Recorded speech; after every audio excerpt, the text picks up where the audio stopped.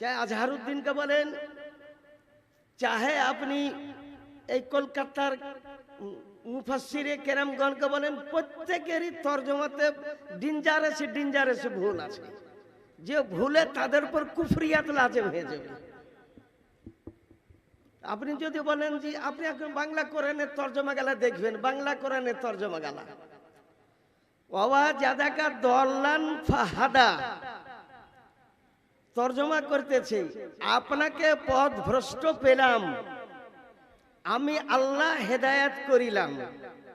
আলা হাজার কি বলতেছেন, যিনি পথ ভ্রষ্ট হন তিনি নবী হন না, যিনি পথ ভ্রষ্ট হন তিনি নবী হন না। তার মানে ওরা আমাদের নবীকে বাদী করে দিচ্ছে কোরআনের তরজমা করতে গিয়ে। বেরাদার ইসলাম কোন জায়গাতে লিখেছে আল্লাহ নবী সাল্লাল্লাহু আলাইহি ওয়াসাল্লাম নিজে জান দেওয়ার জন্য ব্যতিব্যস্ত হয়ে গেছে, এই আমির হামজা শয়তানে বলেছে। আর জান দেওয়া, নিজে থেকে আত্মহত্যা করা হারাম। ফতোয়া রাজাবিয়া, ফতোয়া বাহারের শরিয়াত ৪র্থ খণ্ড কিতাবুল জানাইজে লেখা আছে, আত্মহত্যা করা হারাম। ফাঁসিতে হোক, রেলের তলে হোক, বিষ খেয়ে হোক, যে কোনো প্রকারে হোক, ও যদি সুন্নি সহিল আকীদা মুসলমান হয় তবে তার জানাজা নামাজ পড়া জায়েজ আছে। তাজুস শরিয়া উত্তর দিচ্ছেন, কি বলছেন, মান কুতিলা ফালাসুল্লিয়া আলাইহি, আত্মহত্যা করে যদি কেউ মারা যায় অবশ্যই তার জানাজা নামাজ পড়তে হবে। যদি জানাজা নামাজ গোটা গ্রামের লোক না পড়ে তবে গোটা গ্রামের লোকই দায়ী হয়ে যাবে। জানাজা নামাজ ফরজে কিফায়া, কিছু লোক আদায় করলে জানাজাটা আদায় হয়ে যায়, গ্রামের জিম্মা থেকে বাড়ি হয়ে যায়, বুঝলেন। তারপর বলেছে যে নবীর কাছে চাহা চলবে না, আরো বলেছে নবীকে মানা চলবে না। ডাক্তার জাকির নায়েক বলেছে पीरू को छोड़ो, मजारू को छोड़ो, उनसे मुरादे मांगना हमारे लिए हराम है। इस जमाने में उनको मानना भी हराम है। डॉक्टर जाकिर नाइक बोले पीर के छाड़ो, माजार गुला के छाड़ो, ए संतर बाबादर के छाड़ो, ওদের কাছে চাহা হচ্ছে হারাম। আর বলতেছে যে এই জামানাতে যদি হযরত মুহাম্মদ সাল্লাল্লাহু আলাইহি ওয়াসাল্লাম হতেন তো উনার কাছে উনাকে মানাও হারাম। এ ডাক্তার জাকির নায়েক হিন্দু স্কুলের ছাত্রই, বোম্বাই হিন্দু স্কুলের ছাত্র একটা ডাক্তার জাকির নায়েক।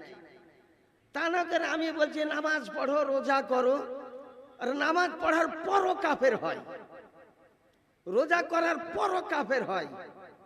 বলে কে হয়েছে? বলে ৬.৫ লক্ষ বছর নামাজ পড়ার পর আজাদিল শয়তান কাফের হয়েছে। ও কানা মিনাল কাফেরিন কোরআন শরীফে লেখা আছে। আজ পর্যন্ত আজাদিল ইবলিস শয়তান আল্লাহকে এক মানে, দুইটা আল্লাহ মানে না। ইবলিস এখনো জান্নাতকে মানে, এখনো দোজখকে মানে, কিন্তু ইবলিসের উপর কাফেরা ফতোয়া পড়লো কেন? নবীকে না মানার কারণে। নবীকে মানেনি, আদম পয়গম্বরকে সিজদা করেনি, এই কারণে আদমের উপর কাফেরের ফতোয়া পড়েছে। বলে কেন সিজদা করলে না? খালাকতাহু মিন তিন ও খালাকতানি মিন নার, তাকে মাটি থেকে তৈরি করেছো। এই মাটি থেকে তৈরি করা বলার কারণে আজাদিল শয়তানের উপর কাফেরের ফতোয়া পড়েছে। আমি কালিয়াচকে শুধু চ্যালেঞ্জ করি না, গোটা ভারতবর্ষে আমার বক্তব্য চলে, বুঝলেন। কোন বাপের বেটা কোরআন শরীফ থেকে ডাইরেক্ট যদি নবী মাটির তৈরি এই কথা প্রমাণ করতে পারে তো জানবো যে তুই বাপের বেটা মওলানা। আল্লাহ নবী মাটি থেকে তৈরি কোরআন শরীফের কোন আয়াত থেকে প্রমাণ করতে পারবে না। ও প্রমাণ করবে মানুষকে মাটি থেকে তৈরি করেছি, আদমকে মাটি থেকে তৈরি করেছি, সবকে এগুলা প্রমাণ করতে পারবে। হযরত মুহাম্মদ সাল্লাল্লাহু আলাইহি ওয়াসাল্লাম মাটি থেকে তৈরি এই কথাটা কোনো বাপের বেটা প্রমাণ করতে পারবে না।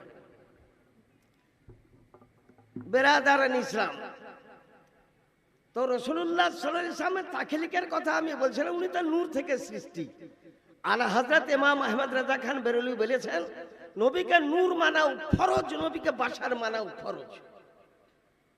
আমরা নবীকে বাশার মানি, আর বাশারের মানে যদি কেউ মাটি প্রমাণ করতে পারে, এরা তো জোহালা, এত লেখাপড়াই জানে না ভালো করে।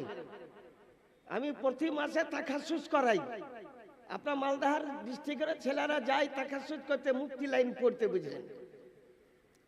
বাশারের মানে মাটি কেউ প্রমাণ করতে পারবে না। বাশারের মানে হচ্ছে চামড়া, বিশরুন মানে চামড়া, আকৃতি, কিন্তু মাটি এর বাশারের আবিধানিক অর্থ মাটি কিন্তু নয়। তা আমি কোরআন শরীফে একটা আয়াত তেলাওয়াত করি, সূরা নূন 29 পারা নুন। আল্লাহ বলে, আমি নুনের কসম করে খোদা বলতেছি। নুন মানে হচ্ছে মাছ। পৃথিবীতে সব থেকে জন্তুর মধ্যে বড় হচ্ছে মাছ। মাছের থেকে বড় হাতি বলেন, গন্ডার বলেন, পৃথিবীতে যত জীবজন্তু আছে সব থেকে বড় হচ্ছে পৃথিবীতে মাছ, মাছলি। 1 লক্ষ টন তো দূরের কথা, 2 লক্ষ টন, 30 লক্ষ টন পেট্রোল নিয়ে যদি আসে, আর পেট্রোলের জাহাজের তলে যদি পিঠ ভিড়িয়ে দেয় মাছে, তো 30 লক্ষ টন পেট্রোলকে বুঝায় উল্টে দিবে, এত শক্তি। তাহলে মানে আমি মাছের কসম করে বলতেছি, হযরত সুলাইমান পয়গম্বর সব জীবজন্তুকে দাওয়াত দিয়েছিলেন, মাছকেও দাওয়াত দিয়েছিলেন। একটা মাছের সমস্ত খাবার খেয়ে নিয়েছিল। তো এখন মুন্সি ধরনের ব্যক্তি যারা, তারা ওয়াজ করে যে সুলাইমান পয়গম্বর একদিন বলে গোটা দুনিয়ার লোককে পেট ভরে খাওয়াবে, একটা মাছেরই পেট ভরাইতে পারলো না। এটা উদ্দেশ্য সুলাইমান নবীর ছিল না। সুলাইমান পয়গম্বর আসল উদ্দেশ্য ছিল, আল্লাহ রুজি দাতা কত রুজি দান করেন, একটা মাছে যদি লাখো লাখো মন খাবার খেতে পারে, এরকম পৃথিবীতে হাজারো মাছ আছে, তার রুজির মালিক আল্লাহ। এটাই প্রমাণ করতে তিনি চেয়েছিলেন। আর নবী একটা মাছের পেট ভরাতে পারবেন না? আমার নবী হচ্ছে মালিক মুখতার, সারা দুনিয়ার মালিক মুখতার। একই সঙ্গে কোটি কোটি মাছ তো দূরে, সারা দুনিয়াকে রাসূলুল্লাহ তিনি পুষেন। আল্লাহ বলেন, মাছের কসম করে বলতেছি। একটা তাফসীর হলো, দ্বিতীয় নম্বর তাফসীর হচ্ছে এই, নুনের কসম করে বলতেছি। নুন একটা রাসূলুল্লাহর নাম। তা নবী, তোমার নামের কসম করে আমি খোদা বলতেছি।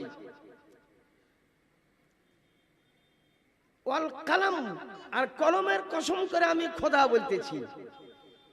কলমের কসম কেন করলেন? কলম হচ্ছে বিদ্যার জেলখানা, বিদ্যাকে বন্দী করার বাক্স হয়েছে কলম। আর সর্বপ্রথম আল্লাহ তাআলা কলমকে সৃষ্টি করেছেন। আউয়ালু মা খালাকাল্লাহুল কলম, আমি সর্বপ্রথম কলমকে সৃষ্টি করেছি। কলমে তকদিরকে লিখেছে। তকদির, ভালো মন্দ তকদির কলমেই লেখে। তা আল্লাহ বলে, আমি কলমের কসম করে বলতেছি। ওমা ইয়াসতুরুন, আর কোরআন শরীফ আয়াতের কসম করে বলতেছি। কি কারণে এতটা কসম করলেন আল্লাহ রাব্বুল আলামিন? ওই দেশের কাফেরেরা নবীকে একটা অন্যায় কথা বলেছিল।